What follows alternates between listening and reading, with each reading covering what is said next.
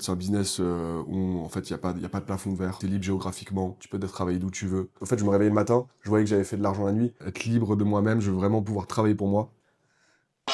Ok, Edgar, bienvenue. Merci d'être là. On se connaît bien. On a fait beaucoup de colloques ensemble. Merci à toi, Yoann, de me recevoir aujourd'hui pour ce podcast et bonne année. Mec, on est le 1er On est le janvier, il est 1er 11 janvier, heures et c'est super de faire ça un 1er janvier. c'est Tu, ça. tu l'entends dans la voix, elle est encore un peu Ouais, rock, tu elle est vois. encore un peu... Excusez-nous d'ailleurs pour cette C'est- petite voix un peu cassée. Mais c'est très mignon. Ouais. Edgar, on va parler de ton parcours. T'es dans le e-com depuis maintenant un petit moment. T'as fait pas mal de choses déjà justement dans le e-com. Ouais. T'as, on va dire, des shops qui tournent bien sur plusieurs marchés. T'as vu plein de problématiques. T'as eu ce truc-là de, on va dire, sortir de la France, aller chercher plein de trucs à l'international. Je pense que t'as un parcours qui est ultra intéressant. T'as eu une des croissances les plus abominables de celles que j'ai vues parmi Merci. tous les colloques que j'ai vus sur un an, tu vois. Et franchement, gros respect à toi. Puis voilà, l'idée c'est de parler un peu tout ça, de tous les pays que tu as pu faire, ce que tu as pu kiffer, etc. Donc voilà, toi, tu as commencé comment le business? C'est quoi tes premiers business? Alors, si on commence dès le début, on va dire un de mes premiers business en ligne, c'était la vente de vêtements sur Vinted, Hmm. la vente d'iPhone sur Le Bon Coin. Ça m'a montré en fait qu'on pouvait faire de l'argent par soi-même au-delà d'avoir un simple petit boulot, on va dire, d'être salarié ou d'être alternant. Donc j'ai commencé un peu le business comme ça, j'ai fait mes premiers euros. Et en fait, je me suis très vite tourné vers le e-commerce suite à une pub sur YouTube de Yomi Denzel, que je pense beaucoup d'entre vous connaissent. Donc voilà, donc j'ai vu une vidéo de Yomi. euh, j'ai tout de suite été un peu hypé par le business model, que je trouvais super pertinent, l'achat-revente. Voilà, je me suis dit, ouais, en fait, c'est un business où en fait, il y a pas de plafond de verre. Tu es libre géographiquement, tu peux travailler d'où tu veux. Tu peux aller target tous les marchés. Et j'ai très vite compris en fait l'opportunité de ce business. Et je me suis dit, ouais, ça c'est un business qui me plaît bien. Bon, aussi, voilà, j'ai vu un peu les résultats de certaines personnes comme Yomi, comme d'autres. Et je me suis dit, ok, bah, faut que je me lance là-dedans. Je pense que j'ai mon épingle à tirer du jeu. Et donc voilà, donc moi j'ai quand même fait des études. J'ai eu mon bac, j'ai fait un bac plus 5. Mais à côté de mes études, j'ai toujours eu un petit business. Donc au début, c'était des boutiques e-commerce voilà, on va dire, où je commençais un petit peu à chiffrer, mais sans non plus faire trop d'argent, quoi, juste histoire de mettre un peu les pieds dans le plat, si je peux dire. Hmm. Donc voilà, donc j'ai commencé un peu comme ça. Je me suis associé avec un premier copain, j'ai une histoire de fou, que je sais pas si je peux raconter dans ce podcast. Toi? On peut voir, hein, mais ouais, si je pense que je peux le raconter, on s'en fout. Vas-y. Euh, bon, une histoire un peu folasse. Du coup, j'étais avec un copain en alternance. Et en fait, le patron nous a parlé d'un business qu'il avait quand il était plus jeune. C'était une boutique de followers en ligne. Hmm. Donc en fait, lui, comment dire, il achetait des followers sur une plateforme, sur un panel, Hmm. et après, il les revendait du coup sur un site e-commerce bien plus clean à des Européens. En fait, il faisait du coup une belle marge parce qu'il achetait les followers, c'était des faux followers, c'était des bots. Il les achetait pas très cher, genre il devait les acheter 60 centimes l'unité, enfin les 100 followers. Et nous, on les revendait quelque chose comme 10 euros. Enfin, il les revendait quelque chose comme 10 euros. Et il nous a parlé du business model. Il voulait qu'on le fasse pour l'entreprise. Alors du coup, on a répliqué ça pour l'entreprise. Donc on a monté le site, on a monté le Shopify, on faisait du Google Ads. Et en fait, avec mon pote, on a vu que ça marchait bien. Et vu qu'on était très cons et très jeunes, on s'est dit, bah, on va le répliquer, on va le faire pour nous. Et du coup, on l'a répliqué, on l'a fait pour nous. Et ça a marché? Et ça a mieux marché que le site web de l'entreprise, parce qu'en fait, vu qu'ils nous avaient confié le projet à nous, Ouais. nous, on était plus investis pour notre propre site. Et du coup, on l'a fait pour nous-mêmes. Et ça a très bien marché pour nous. Et c'est ça aussi qui m'a un peu... Je me suis vraiment rendu compte qu'on pouvait faire vraiment de l'argent. Ça m'a un peu cassé des barrières limitantes. Parce que on a quand même fait pas mal d'argent. Bon, c'était pas non plus des sommes énormes, mais je gagnais plus en fait en faisant ça qu'avec mon job d'alternant. Hmm. Et alors que je travaillais beaucoup moins. Et je me suis dit, ok, ouais, j'ai compris que voilà, en fait, je me réveillais le matin, je voyais que j'avais fait de l'argent la nuit. Et juste ça, tu vois, ça te casse une barrière. Ouais. Mais en fait, ce qui s'est passé du coup, c'est qu'en fait, le site, il ressemblait à deux gouttes d'eau à celui ce qu'on avait fait avec Hmm. avec l'alternance. Et en fait, bah, une histoire toute bête, mais en fait, du coup, un jour, une autre salariée nous a retrouvés avec le Whois de la boîte, donc le nom de domaine. Mmh. Et en fait, il y avait toutes mes infos personnelles. Et en fait, j'ai fini par me faire licencier de, Ouais. de mon alternance. Bah, vaut mieux là. Voilà, mais j'ai quand même validé mon master au final, mais voilà, mais ouais, du coup, ouais, j'ai été licencié, on a dû fermer la boutique. Ouais. On s'est pas allé plus loin, heureusement, et je remercie l'entreprise de pas être allé plus loin. C'est une belle connerie, C'est une mais belle connerie, mais voilà, au moins on a appris comme ça. ouais. Et voilà, moi, ça m'a vraiment fait comprendre qu'on pouvait faire de l'argent en ligne. Et donc, du coup, après mes études, je me suis dit, OK, je veux vraiment pas être salarié. J'ai fini, moi, j'ai quand même eu du coup le bac plus 5, j'ai validé le master. J'étais encore en alternance, donc j'étais à moitié école, moitié entreprise. Mais je me suis vraiment mis ces trucs de je veux pas dépendre de quelqu'un, je veux pas travailler en agence, je veux vraiment être libre, je veux vraiment être libre de moi-même, je veux vraiment pouvoir travailler pour moi. Mmh. Et, euh, et du coup, ce qui s'est passé, bah, c'est qu'en fait, du coup, quand j'ai fini les études, je me suis dit, ok, de toute façon, j'ai un filet de sécurité, je sais que je suis pas con, je sais que je trouverai du travail, Mmh. donc au pire, si ça marche pas, vas-y, viens, je me lance quand même, j'ai rien à perdre, j'ai tout à gagner. Et du coup, je me suis lancé, donc je me suis relancé tout seul. Je parle de ça, c'était en septembre 2024. Mmh. Donc voilà, ou c'est 2023 ou 2023 2023, je pense. 2023, septembre 2023, ouais. Ouais. Septembre 2023. Ok. Et, euh, et voilà, donc du coup, je me suis lancé à mon compte. À côté de ça, je faisais aussi un peu de lead gen, donc pour le solaire, pour la PAC, pour les fenêtres. Je faisais un peu de lead gen dans les énergies renouvelables. Mmh. Mais en fait, je voyais toujours sur Twitter, je suivais pas mal de personnes qui faisaient du e-commerce, Mmh. et je voyais les dashboards, je voyais les montants, et je me suis dit, ok, non, il faut vraiment que je focus e-com. Et c'est bien. Et après, j'ai eu une autre boutique qui a vraiment bien explosé. C'était en décembre 2023, du coup. Mm. Et c'est là où ça a vraiment décollé. Et j'ai fait, ok, voilà, c'est cool, quoi. Vraiment, focus e-com, ça marche bien. Et donc, du coup, là, j'ai vraiment mis l'accent dessus. Je me suis formé, j'ai repris de nouvelles formations. J'ai testé, j'ai échoué. J'ai perdu aussi de l'argent. J'ai des trucs qui n'ont pas marché. Forcément, c'est ça le business aussi, hein. C'est pas tout beau, tout rose. C'est pas une autoroute toute droite. Mmh. Mais voilà, j'ai échoué, j'ai appris. Je me suis relancé, je me suis cassé la gueule. Je me suis remis dedans. Et voilà, et de fil en aiguille, bah, au début j'étais un peu en modèle dropshipping. Ouais. Et en fait, au fur et à mesure, bah, j'ai vraiment essayé de créer aussi une marque. Donc ça, voilà. Donc ça, c'était plus l'année d'après, où je me suis dit, en fait, parce que du coup, oui, je chiffrais. Mmh. Ça, c'est important de le préciser, mais du coup, en début 2024, j'arrivais à faire un peu de chiffre d'affaires. Le problème que j'avais, c'est que j'étais pas constant. C'est que tu vois, j'avais des mois où j'avais des bons pics, et des mois où justement bah, j'étais un peu en down et j'avais pas trop à faire de l'argent. Et en fait, cette instabilité, elle me dérangeait un peu, tu vois. Mmh. Forcément, quand tu es livré à toi-même, quand t'as pas ton salaire qui tombe tous les mois, bah, c'est instable. Et moi, tu vois, genre, j'aimais pas trop cette instabilité.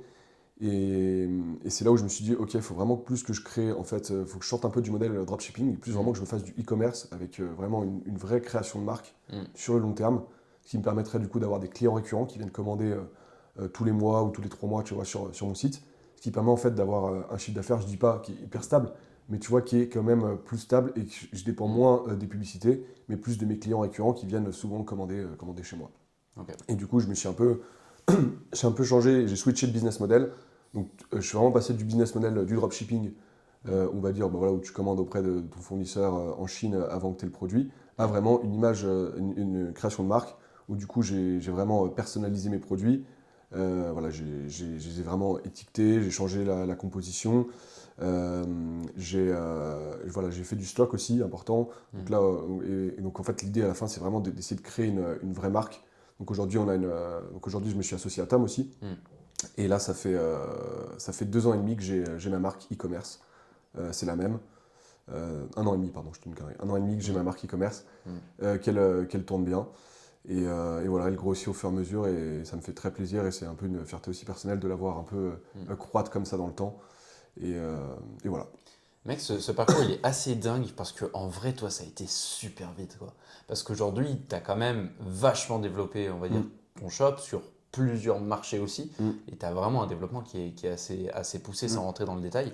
Comment ça se fait que ça ait autant marché pour toi alors qu'on voit plein de e-com qui galèrent, mais pendant genre 5 6 ans à lancer des shops et qui arrivent jamais à dépasser des stades? Bon, alors déjà, bon, c'est gentil de dire ça. La vérité, c'est que j'ai aussi connu des échecs. Ouais. C'est juste qu'on parle pas des échecs, mais tout le monde connaît les échecs, je pense, à Mm. une certaine mesure. Moi, juste les échecs, je les garde pour moi, je travaille dans ma chambre, j'échouais, c'est pas grave. Même là encore, on a relancé une boutique, c'était quand? C'était il y a 6 mois, c'était un échec total, tu vois. On a testé un truc, ça n'a pas marché. C'est juste que là, bah, je me suis concentré sur ce qui marche, sur un peu les produits que j'avais, les produits qui fonctionnaient bien sur ma boutique e-commerce, et je les ai développés. Mm.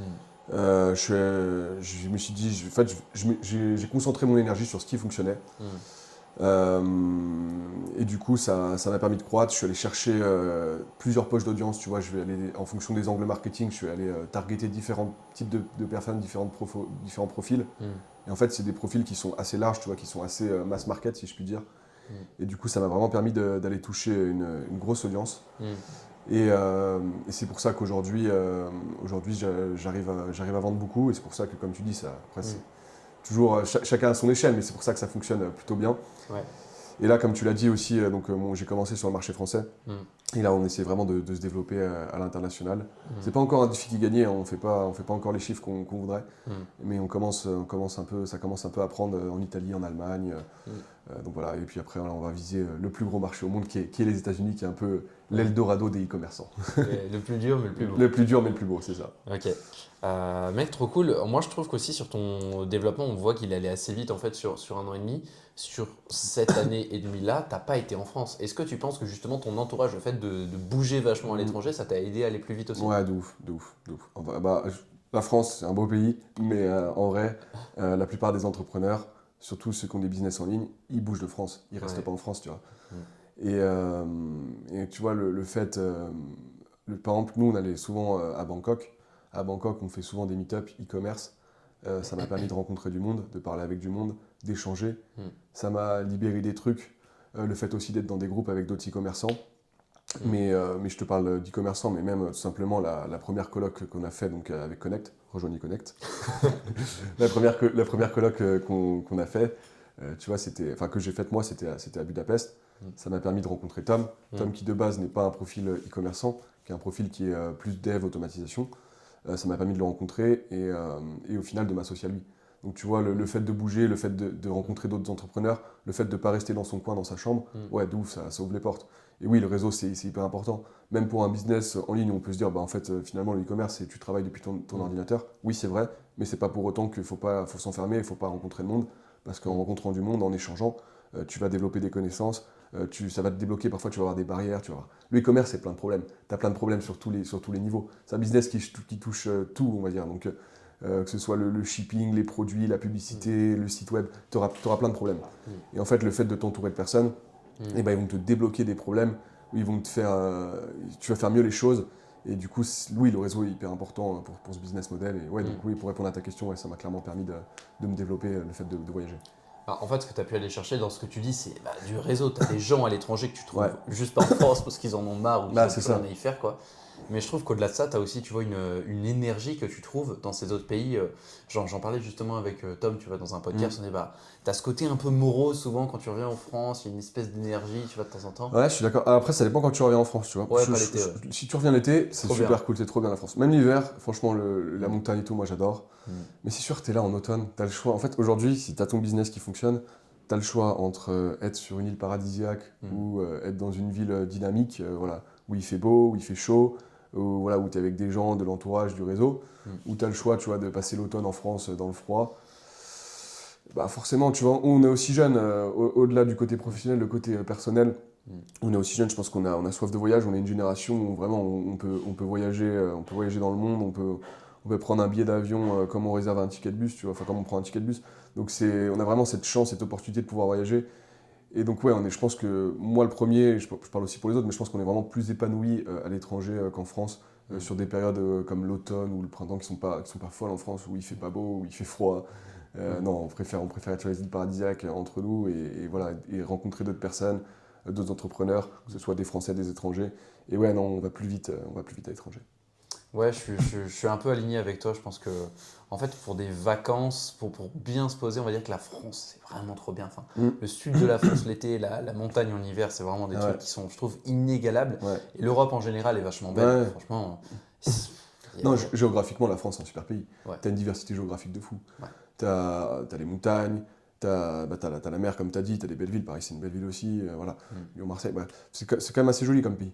Mais voilà, je me vois pas, moi, personnellement, aujourd'hui, j'ai cette chance, j'ai ce luxe, grâce au e-commerce, d'être libre géographiquement. Donc, je me vois pas rester, en fait, toute l'année en France, tu vois. Mais tu vois, c'est dingue. Il y a souvent, on va dire, un gros mythe autour des entrepreneurs, notamment du business en ligne. Les gens pensent que, en fait, tous ceux qui partent, ils partent pour les impôts, des conneries comme ça. Mais en fait, ça peut être un des sujets. Mais la plupart du temps, les gens partent soit pour un problème de sécurité, soit pour un problème, on va dire, de jugement, d'ambiance avec les gens, etc.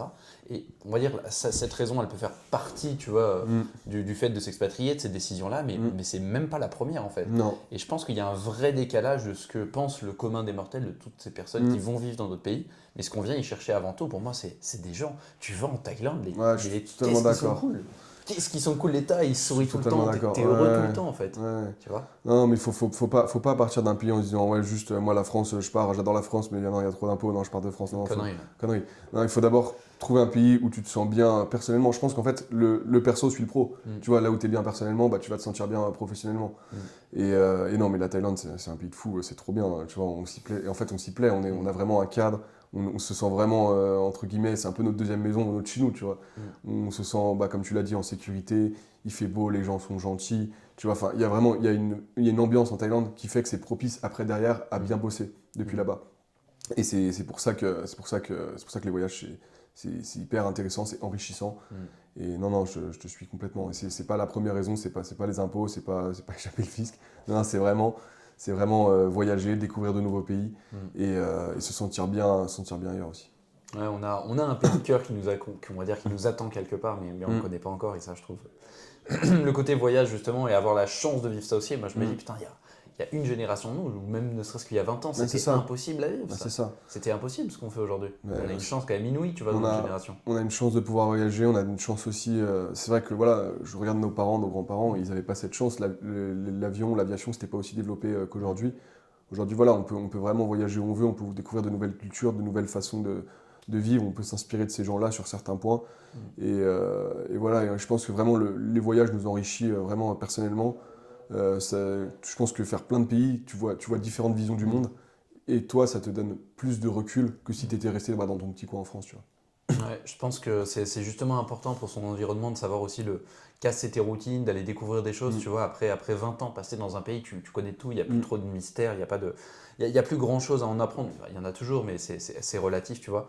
Mais en fait, sur une période courte, tu peux tellement être enrichi par une énergie, par des rencontres, par des gens, par des conseils aussi, tu vois, que les gens peuvent te donner. Et je trouve que bah, justement, la dimension internationale aujourd'hui, elle est essentielle en fait pour des entrepreneurs digitaux parce que rester tout seul dans ta chambre en France, c'est pas marrant. Et il y en a plein qui font ce problème-là, et c'est le but de Connect, hein, tu le sais, de toute façon, c'est de résoudre un peu le truc de la solitude, mais être tout seul dans ton coin comme ça, tu peux pas déjà progresser, tu peux difficilement t'épanouir, en tout cas pour la plupart des gens. Et c'est un vrai frein en fait, c'est un frein dans ton développement, dans celui de ton business, de ton entourage. Un gros frein que les personnes ont, que les personnes qui restent en France ont, c'est l'entourage. Ouais. Parce qu'aujourd'hui, quand tu es tout seul chez toi, c'est quoi ton entourage? C'est tes parents. La plupart, les parents, ils disent quoi? Les parents, ils sont là, les parents, ils sont là pour la sécurité, tu vois. Ouais. Ils vont dire, ouais, non, mais ce serait bien que tu retrouves un boulot. Ou si tu restes en France, t'es quoi? T'es avec d'autres potes, mais la plupart de tes potes, ils sont pas comme toi, tu vois. Ils sont pas entrepreneurs, eux, ils sont des tafs un peu, entre guillemets, normaux. Et du coup, ils comprennent pas trop ce que tu fais aussi. C'est dur d'en parler. Et en fait, du coup, t'as cette énergie qui va te dire, ouais, bah non, mais retourne à une vie normale, retourne un peu au salariat, tu vois. Et du coup, ça peut aussi te faire un peu downgrade, tu vois, et un peu retourner, si je puis dire, bah, tu vois, une vie un peu plus classique. Et t'es moins poussé vers le haut comme tu peux l'être avec d'autres entrepreneurs. Ouais, je suis complètement aligné. Un des trucs justement qui je trouve est pertinent d'aller chercher à l'international, tu vois, c'est le simple fait de dire qu'il y a une barrière qui est ultra abaissée pour rencontrer des gens très quali. Pourquoi? Parce que les bons entrepreneurs, enfin des mecs à l'étranger, tu rencontres plus facilement, je trouve, des entrepreneurs perdus à Bangkok ou je sais pas où, Ouais. que c'est le cas à Paris, tu vois. Alors moi, j'ai fait des soirées dans ces. Je m'étais fait inviter, tu vois, pour l'anecdote, dans des espèces de châteaux, c'est un peu la haute bourgeoisie parisienne. Je parlais avec des gens et tout. Il y en a un, je m'en souviens encore, tu vois.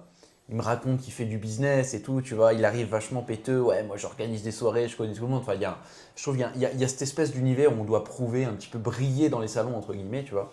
Puis en fait, à la fin de la discussion, je réalise que non, il est barman et il prévoit de faire ça littéralement dans 5 ans, tu vois. Ouais. Et en fait, tu te dis, ben, je trouve, il y a pas que ça, évidemment, mais il y a quand même un espèce d'entourage où on n'est pas dans la réalité, c'est des gens qui sont vachement déconnectés et on rencontre pas aussi facilement des personnes que ça peut Ouais. être, par exemple, à Bangkok, où Mm. le moindre gars avec qui tu parles, généralement, s'il te dit, je fais pas grand-chose, dire qu'il Mm. fait déjà des millions, tu vois. Ouais, c'est un peu ça. Puis surtout qu'en fait, à l'étranger, c'est des profils qui sont assez similaires à toi. Donc en Mm, fait, c'est des profils qui sont partis de leur pays d'origine. mm, Donc souvent, voilà, ils partent de France, les mecs comme toi, ils ont des business plans comme toi. Donc en mm, fait, c'est super simple de réseauter avec eux mm. et de parler avec eux parce qu'en fait, vous avez un peu les mêmes profils. Et Ouais. en fait, on se ressemble, tu vois. Et Mm, donc on se dit, bah ouais, mec, moi j'ai fait comme toi, même si c'est pas mm, forcément les mêmes business. Et d'ailleurs, tant mieux parce que ça permet aussi d'avoir d'autres points de vue, des compétences que les autres n'ont pas. Tu mm, vois, ils peuvent t'aiguiller sur certains points. Et tu vois, je trouve que c'est vraiment bien de pouvoir, du coup, ouais, voyager et rencontrer des personnes qui, eux aussi, sont comme toi, sont allés en Thaïlande, mm. sont allés en Asie, tu vois, voilà, pour découvrir une autre manière de vivre. Et ils vivent aussi de leur business en ligne. Et tu vois, ça, c'est un truc en France, tu le sais pas, ou tu trouves pas les personnes comme ça, parce que ils travaillent en France, tu vois, les Français.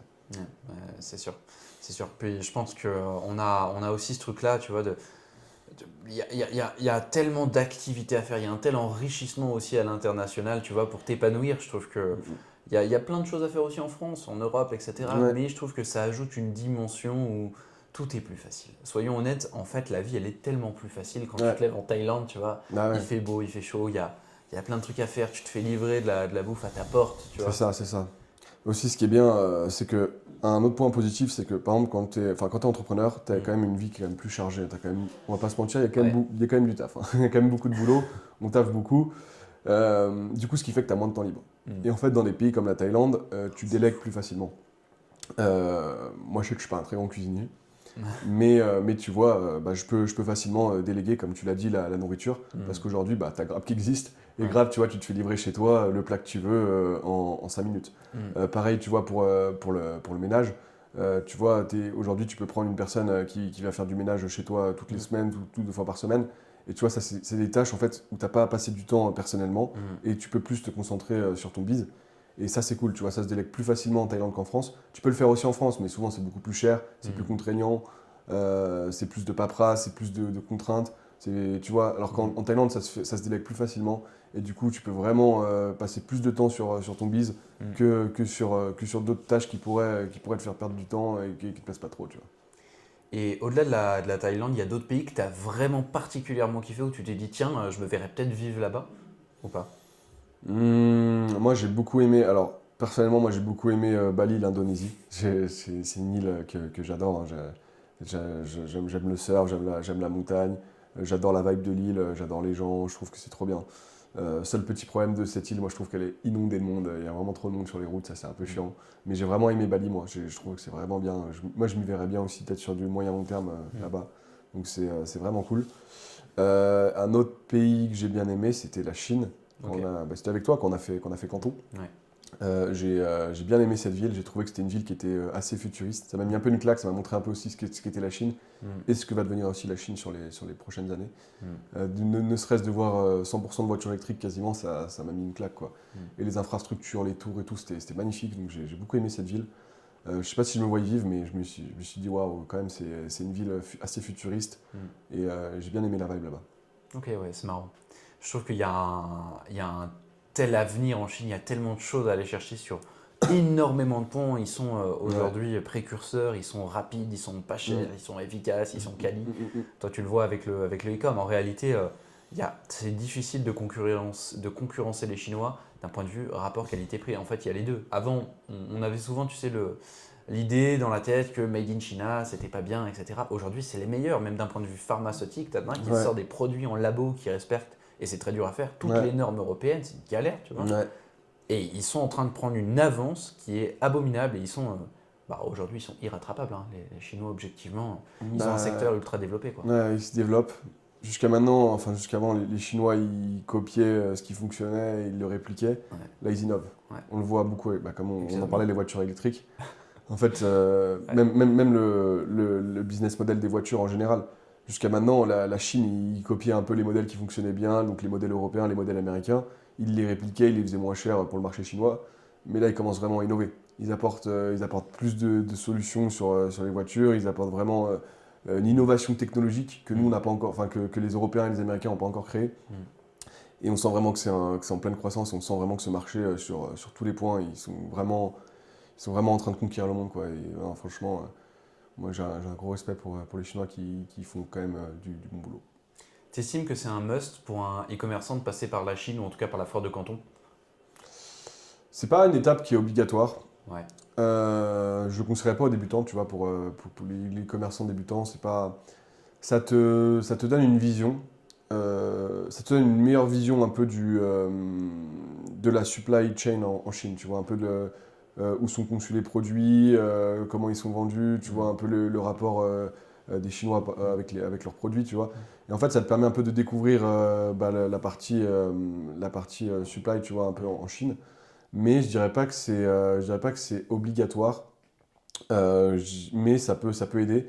Et surtout, si vous faites du e-commerce, que vous êtes déjà un petit peu avancé et que vous allez en Chine, allez voir vos fournisseurs, ça c'est hyper important. En plus de la foire de Canton c'est bien, vous pourrez aller voir d'autres produits, vous pourrez découvrir un petit peu comment ça fonctionne, vous pourrez échanger avec des personnes sur place, mais allez voir aussi vos fournisseurs, allez voir vos propres produits qui se vendent déjà, allez-y et surtout négocier là-bas, négocier sur place, c'est hyper important. Serrer des pinces et aller négocier avec vos 3PL, vos agents. Et voilà, je pense que c'est assez important pour un e-commerçant d'aller voir ses fournisseurs, d'échanger, de le voir irréel en fait, vraiment de lui parler. Déjà, je trouve que ça crée un rapport de confiance, si tu veux, avec la personne. Donc non, je pense que c'est important. Mais c'est pas non plus obligatoire, et surtout pas pour les débutants. Je pense que c'est quand même plus réservé aux avancés. Mais ouais, quand vous avez l'occasion, quand vous êtes libre géographiquement et quand vous avez du temps, allez en Chine. Bon, allez pas en Chine pendant le Nouvel An chinois, par exemple, parce que voilà, tout va être fermé. Mais ouais, C'est vrai. mais choisissez bien vos dates. Allez-y pas non plus peut-être pendant au milieu du Black Friday quand c'est hyper intense. Mais voilà, mais je pense que c'est important d'y aller quand même. Ouais. Je pense qu'il y a beaucoup de choses à aller chercher. Puis pour des gens avancés comme toi, ça te permet, je pense, de comparer aussi plein de typologies de produits, de les toucher en réel plutôt que de les voir à distance, Ouais. d'imaginer ce que c'est, tu vois. Peu importe la niche dans laquelle tu es, tu vois. Et ça peut te permettre de trouver des opportunités parce que eux, ils ont aussi je sais pas, des nouveaux produits, des Tout à best-sellers. fait, Ça te ouais. permet. Bah, tu vas Elle, plus vite. Tu vas plus ouais. vite en échangeant à l'oral qu'à l'écrit, quoi. Et sinon, les produits, ils peuvent te les montrer sous la main. Je parlais de négociation, mais c'est toujours plus simple de négocier à l'oral avec Mm, la personne en face que par écrit, tu vois. mm, Là, t'es vraiment du face à face. Si t'es poli, t'es courtois, t'as le sourire, tu vois, t'auras une meilleure marge de négo aussi avec eux. mm. Tu peux aussi éclaircir des points qui n'étaient pas très clairs pour toi, que par message, t'as pas bien compris, sur des frais de shipping, des choses comme ça. Là, tu peux vraiment voir avec eux, tu peux échanger avec eux et voir un peu pourquoi, essayer de comprendre. Et non, je pense que c'est essentiel, ouais. Ouais, ouais, ça fait sens. En tout cas, il y a bien des points pertinents dans tout ça. Toi, du coup, tu as fait plusieurs colloques. Tu avais fait Budapest, tu as fait Marbella, tu as fait Samui, tu as fait Canton. T'en as fait plein en fait. J'en ai fait pas mal, ouais. T'as vraiment fait plein. Qu'est-ce qui t'a plu, tu vois, dans ce modèle de vas-y, je passe un mois avec des gens. Enfin, en quoi ça a fait sens pour toi, ça? Bah, le modèle de la coloc, moi je le kiffe. En gros, la coloc, c'est quoi? On prend une bête de villa, on prend des super logements et on prend juste une chambre chacun, donc ça ne revient même pas trop cher. Mm. Voilà, on divise juste chacun et au final, en fait, on se retrouve dans des logements qui sont hyper classe, hyper stylés. On est ensemble, on est avec d'autres entrepreneurs, donc il y a un peu une connexion entre cerveaux, il y a un peu une synergie, tu vois, commune. Même si on n'a pas forcément un même business, tu vois, on va s'entraîner, on va s'entraider entre nous. Et je trouve que non, je trouve vraiment que ça apporte du réseau, ça apporte de la valeur, ça apporte des potes aussi, tu vois, d'un point de vue perso, c'est bien aussi, tu vois. Mm. Par exemple, bah, t'es en day off un dimanche, bah, tu vois, tu vas aller faire, je sais pas, tu vas aller faire du cross à Samui, par exemple. Mm. Et tu vois, c'est ce genre de, Tu vas casser la moto aussi. tu vas casser la moto, tu vas prendre des frais de réparation, mais c'est ok, tu vois. Pas grave. C'est pas grave parce que t'es avec tes potes et c'est cool. Non, mais tu vois, en fait, ça te Ouais. permet. En fait, ça a du positif sur tous les niveaux. Je te parle de réseau, je te parle de la vie perso. Tu voyages, tu es dans un cadre incroyable, tu es avec des gens incroyables, tu as un logement de ouf. Enfin, en fait, il y a que du positif partout, tu vois. Mm. Donc voilà, donc non, enfin, c'est une super idée et je pense que ça. Enfin, de toute façon, tu le vois avec tes propres colocs, mais ça se développe de fou. Ouais, bah ouais, là ça commence à faire sens et je pense que plus ça va, plus on se digitalise et plus on se digitalise, plus on a besoin aussi de physique. Mm, mm. L'humain, par défaut, est un être social. On n'a pas construit des pyramides parce qu'il y avait un gars tout seul. On a construit les pyramides, on sait même pas comment, mais parce qu'ils étaient énormément, tu Mm, vois. mm, mm. Et je pense que nous, en fait, en tant qu'humains, on fonctionne comme ça. Et c'est un vrai défi, tu vois. Aujourd'hui, on le fait avec les entrepreneurs du digital. Et je suis persuadé que demain, ce sera les employés. Avec l'évolution, par exemple, de la réalité virtuelle, des casques. Où tu vois, demain, là, ce qu'on est en train de tourner comme podcast, moi, j'aurai juste un casque sur la tête. Je te verrai comme je te vois là. Ouais. En fait, tu seras dans un autre pays. Il n'y aura aucune latence. Et je pense que l'avenir est là. Et notamment dans le travail, tu vois, pour les employés. Et bah, c'est des personnes qui vont quand même avoir besoin de retourner à de l'humain, en fait. D'un point de vue travail, sur en tout cas tout ce qui est cérébral, tous les travaux cérébraux, depuis le Covid, on l'a vu, le changement il est abominable. La plupart des gens sont en télétravail, ça coûte moins cher, ça satisfait tout le monde, tout va plus vite, les gens travaillent même mieux. Il y a plein de stats qui montrent, qui prouvent qu'en télétravail, des employés directement travaillent mieux. Mm. Et je suis persuadé que c'est l'avenir et ça va créer un nouveau besoin, du coup, qui est le besoin d'humanité. On va revenir énormément à des événements physiques, Mm. on va se voir plus, tu vois. En tout cas, on va avoir ce besoin qui va se développer, qu'on perd justement dans le travail, Non, quoi. je suis d'accord. Ouais. C'est vrai que voilà, l'essor du télétravail, ça peut créer le petit inconvénient de l'isolation. Ouais. Et en fait, avec enfin, du connect, bah, tu viens résoudre cette souffrance, enfin, ce pain point. Mhm. Et c'est cool, quoi. Ouais, bah c'est ça. Bah nous, en tout cas, on le voit avec les entrepreneurs. On est vraiment les seuls aujourd'hui à vivre un petit peu dans cette dimension-là. Mais c'est cool aussi. Puis c'est cool, tu vois, d'être dans un autre pays entouré de Français, de gens qui partagent un petit peu Ouais, ton business, tes ambitions, tes conneries. Parce que ouais. qu'est-ce qu'on en fait aussi des conneries, tu vois. Ouais, bah c'est ça, c'est ça. Ça fait En fait, partie t'es du avec jeu. des gars qui ont les mêmes ambitions que toi, les mêmes projets que toi, donc t'es aligné au niveau perso, au niveau des valeurs, et tu Mm. passes du bon temps, enfin, dans un pays incroyable, et tu fais des activités de fou. Mm. Voilà, quoi, donc ouais, non, non, je recommande à fond les colocs, c'est trop bien pour ça. Ouais, je pense que c'est un bon format. On a parlé bien des points. Moi, j'aimerais bien revenir sur un point un peu technique. C'est plus, on va dire, ciblé e-com. Je pense qu'il y a des trucs qui sont pertinents parce que toi, aujourd'hui, tu as quand même des grosses compétences en e-com. Je pense que ça peut être pertinent de te laisser partager un peu de valeur dessus. Il y a eu des grosses mises à jour, on va dire, depuis Andromeda. Il y a eu plein de gens qui sont crash. On va dire sur le nouvel algo, etc. Toi, j'ai cru comprendre que tu as réussi à bien le maîtriser, on va dire. Mhm. Aujourd'hui, c'est quoi le nombre d'angles marketing que tu recommanderais? Bah, c'est aussi selon ton spend, tu vois. Est-ce qu'il y a un Ouais. nombre de créas minimum? Est-ce que c'est comme avant où tu fais Euh, une créa 10 hook? je vais pas donner de nombre comme ça parce que ça dépend de plein de facteurs, du produit, du budget, enfin tout ça, mais c'est pas un nombre d'angles marketing en particulier. Je pense que juste aujourd'hui, tu parles d'Andromeda, je pense que Andromeda, la grosse différence que tu as avec le méta d'avant, c'est juste qu'en fait, enfin, quand tu fais des créas publicitaires, Mm. il faut pas juste dupliquer et changer juste un élément, tu vois, changer le hook, changer le body, changer le etc. Tu vois. Faut pas juste changer un élément de ta créa et te dire, ok, bah c'est bon, ça passe, c'est une nouvelle créa. Tu vois, Meta, il va dire que c'est une nouvelle créa, il va penser que c'est une nouvelle créa. Non, non. Aujourd'hui, si tes créas elles se ressemblent trop, et bah, tu vas être pénalisé dans le sens où tes créas vont pas se peine, donc tu auras passé du temps dessus, tes monteurs vont passer du temps dessus, et au final, en fait, bah, ta créa A, elle va ressembler à ta créa B, et du coup, en fait, bah, elle va pas prendre le budget, et du coup, en fait, bah, ça sert à rien d'en faire plein, en fait, alors avant c'était plus vraiment volume, mais je pense que si tu veux, Meta, avec l'intelligence artificielle, ils en ont eu marre, en fait, du coup, que les gens fassent du volume pour rien, enfin, tu vois, il y a eu vraiment, je pense, un développement du volume avec l'intelligence artificielle, et aujourd'hui, je pense que Meta pénalise ça, juste le volume pour faire du volume, mais veut vraiment plus privilégier la qualité. Mm. Et c'est pour ça que je pense que du coup, il faut changer plus de formats, il faut aller chercher des nouveaux angles marketing, il faut aller chercher des nouveaux personnages, tu vois, des nouveaux UGC. Il faut vraiment plus faire des créas qui sont différenciés, qui se différencient, tu vois. Et je pense que c'est vraiment important de pas, tu vois, de pas répliquer une créative qui est similaire à une autre, Mm. mais vraiment justement d'aller chercher soit un nouvel angle, soit un nouveau persona, soit tu vois, changer l'UGC, tu vois, changer le script. Il faut vraiment faire plus preuve d'innovation. Il faut plus Mm. privilégier la qualité à la quantité. Alors qu'avant, avant, tu vois, tu fais quand même privilégier la qualité, mais tu pouvais faire beaucoup plus de quantité. Là, aujourd'hui, je pense qu'il faut Meta privilégie vraiment la qualité. Mm. Tu vois, il faut varier les formats aussi, c'est hyper important. Et en fait, cette variation de tout un peu, on va dire, de toute ta créative, que ce soit le script, le hook, le persona, l'UGC, le format, en fait, je pense que vraiment, ça apporte. Mm. Tu vas toucher une nouvelle poche d'audience. Et Meta va dire, ok, cette créa-là, elle est différente de celle-ci. C'est pas du tout les mêmes.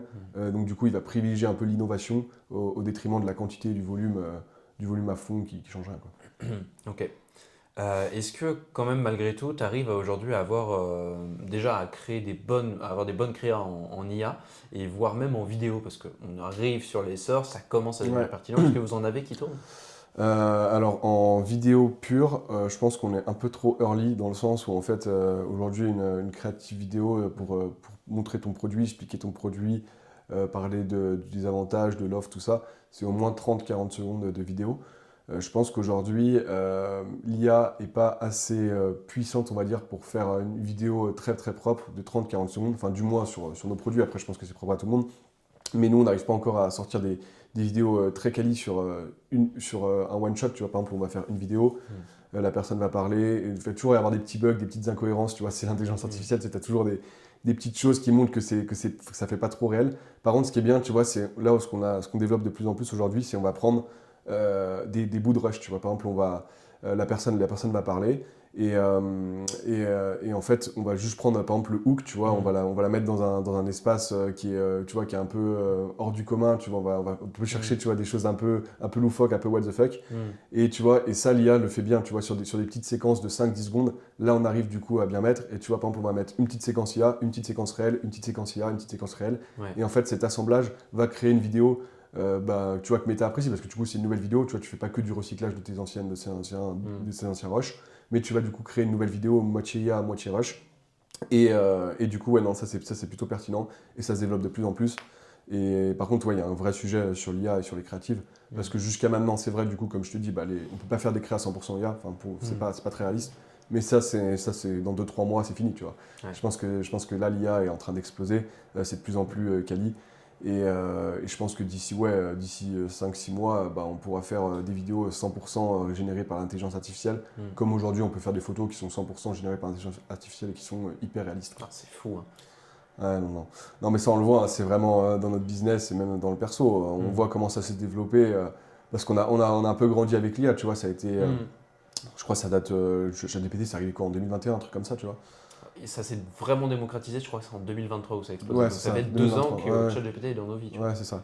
Moi, ouais, je me souviens au début, j'utilisais, tu vois, il me donnait pas les informations qui dépassaient les 2020 ou 2010 Ouais. 2022, tu vois. Je crois Ouais, qu'il ouais. il avait une barrière, tu sais, il Il donnait était pas les bloqué à informations. Ouais, c'est l'ancienne ça, il était internet, bloqué. une copie et tout. Ouais, Il c'est voulait ça, pas à le. l'ancienne Internet, il se basait, tu vois, c'était juste un Google un peu amélioré. Ouais. Mais là, aujourd'hui, c'est trop puissant. Et Mais ouais. je te parle de ChatGPT, mais t'as tout, enfin, la génération d'images, la génération de vidéos, les deepfakes, enfin, il y a tout, c'est trop fort, l'IA, quoi. On arrive à un monde, là, on va plus pouvoir différencier le réel de l'intelligence artificielle, tu vois. Il faudra tout remettre en question. Je te parle dans le business, mais même dans la vie courante, tu vois, les fake news, tout ça, enfin, c'est trop puissant, l'IA. Ouais. Ouais, et puis il y a une capacité, l'IA a une capacité à traiter un volume de choses avec quand même une certaine qualité qui est assez dingue. Et je trouve ça cool aussi. En fait, c'est effrayant, mais aussi cool d'avoir l'IA dans notre vie parce que il y a tellement de sujets, il y a tellement de choses qu'on peut résoudre ultra simplement juste avec un accès à ChatGPT auquel tu poses une question très simple, tu vois. Et en fait, dans plein de problématiques, que ce soit d'un point de vue business, d'un point de vue personnel, tu as besoin d'inspiration pour faire des cadeaux, tu décris une personne, tu peux avoir de l'inspi. Enfin, je trouve que ça coche tout un panel, ça nous force aussi à poser le cerveau, à être presque moins cérébraux et plus dans l'opérationnel, à dire qu'est-ce qui doit être fait, tu vois. Et on est moins dans la réflexion que ce qu'on pouvait faire avant, où par exemple, tu lançais une créa sur Ads, tu sais, à l'époque, tu devais écrire tes textes principaux à la main, tu vois. Il n'y avait pas de Ouais, bien ChatGPT, sûr, quoi. bien sûr. Je me Et rappelle. je trouve ça assez dingue de me dire, tu vois, maintenant, on en arrive à faire même la génération des créas, bientôt le setup. Peut-être que bientôt, tous les shops, on le voit, Lovable qui lance un truc avec Shopify, tu vois, ça Ouais, se bien sûr, développe. ouais, ça se développe. Tout va être automatisable par IA et la question, c'est qu'est-ce qu'on va pouvoir faire, quoi. Bah, Nous, c'est dans nos c'est business un, digitaux, qu'est-ce qui c'est sera un peu encore ça. pertinent, quoi. Je pense que là, sur le court moyen terme, il faut utiliser l'intelligence artificielle. Et il faut du coup, je pense qu'il y a une vraie opportunité parce que pas tout le monde sait bien l'utiliser et ça demande quand même un peu de temps, les bons scripts, tout ça. Donc je pense que ouais, c'est important de l'utiliser, ça permet vraiment de se démarquer des concurrents. Par contre, sur le long terme, c'est vrai que quand l'IA sera vraiment trop forte, à quoi on servira quoi, c'est un peu la question qu'on se pose tous, mais on verra bien. Mais pour l'instant, ouais, non, faut l'utiliser. Il faut du coup, c'est un élément qui permet de se différencier aussi des concurrents. Si on l'utilise bien, on peut aller plus vite et on peut aller plus loin. Mais sur le long terme, quand tout le monde utilisera l'IA et qu'en un prompt, l'IA fera tout, Ouais, c'est la question, quoi. Quand on servira. ouais. Je pense que c'est un beau mot de la fin, en vrai. Merci. Ouais. Merci d'avoir été Bah là. écoute, Merci. merci à toi, Johan, d'avoir pris ce temps avec moi pour ce podcast. Mec, c'était lourd. On a eu plein de sujets, plein de trucs pertinents. Je pense que Plein de maintenant, value. il est temps d'aller profiter de ce temps Ce aussi, beau tu vois. soleil. Ouais. Et oui. Et puis écoute, au plaisir. De toute façon, on va se recroiser sur d'autres colloques, à mon avis. Peut-être Bah ouais. peut-être prochainement en Thaïlande, de toute Peut-être, façon. hein. On verra. On verra bien. Et puis au plaisir. Merci. Bah écoute, merci à toi.